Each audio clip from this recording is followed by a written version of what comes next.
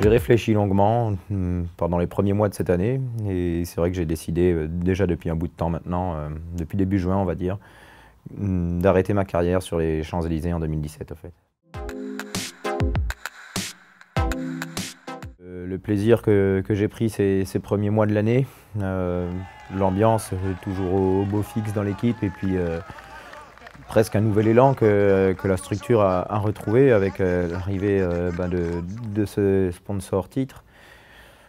Tout ça conjugué à l'envie encore de taper dedans et m'ont poussé. Pousser, c'est pas le mot, m'ont amené à prendre la décision de rempiler pour 7 mois et de terminer sur l'épreuve qui m'a un petit peu révélé aux yeux du grand public et sur laquelle forcément pour laquelle j'ai un attachement énorme, quoi.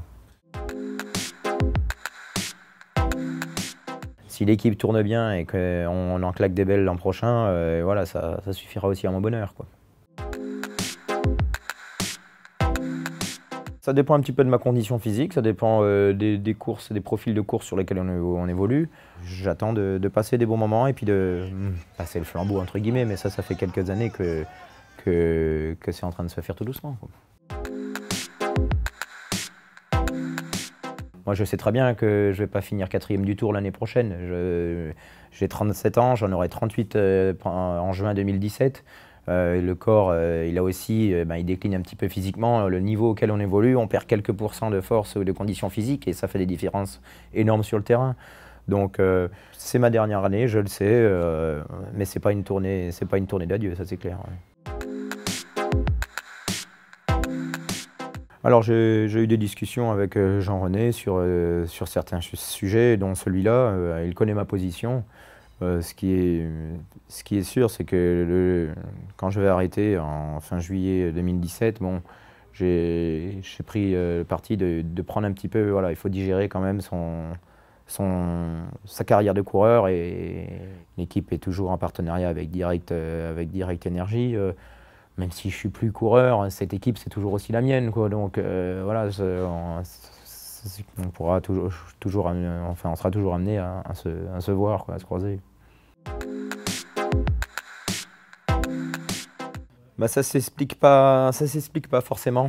C'est pas trop rationnel en fait. Il y a une alchimie, quoi. C'est l'esprit de groupe avec les coureurs, le staff, les leaders, les équipiers, les jeunes. Bon, c'est vrai qu'on a beaucoup de victoires parce que faut pas se cacher la vérité. On n'est pas non plus une des plus grosses équipes du monde. On n'a pas le budget que ont les plus grosses équipes du monde, mais c'est pas ça qui nous empêche de donner le meilleur et surtout d'avoir des bons résultats. Après, il faut jamais s'en contenter parce que oui, on a 26 victoires, mais peut-être qu'on préférerait en avoir 12, mais avoir 2 victoires d'étape au tour, par exemple. Donc je dis toujours que toutes les victoires sont belles. Il n'y a pas victoire et victoire, mais le chiffre peut paraître énorme, mais ça ne veut pas dire qu'il faut s'en satisfaire. On peut toujours aller chercher de la qualité encore en plus, quoi.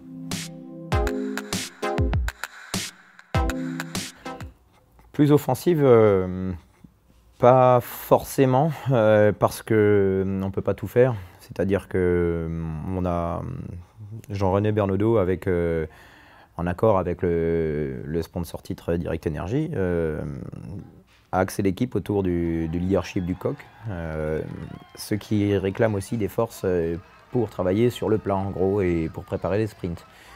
Ça laisse d'autant moins de marge pour avoir une attitude offensive et pour les étapes où les coureurs, on parlait de Lilian Calmejane par exemple, ont plus d'occasions, quoi. Donc c'est mathématique, mais après faut savoir ce qu'on veut. On ne peut pas courir non plus 2 lièvres à la fois quand on est 9 coureurs sur le Tour de France dans une équipe ou 22 dans un effectif.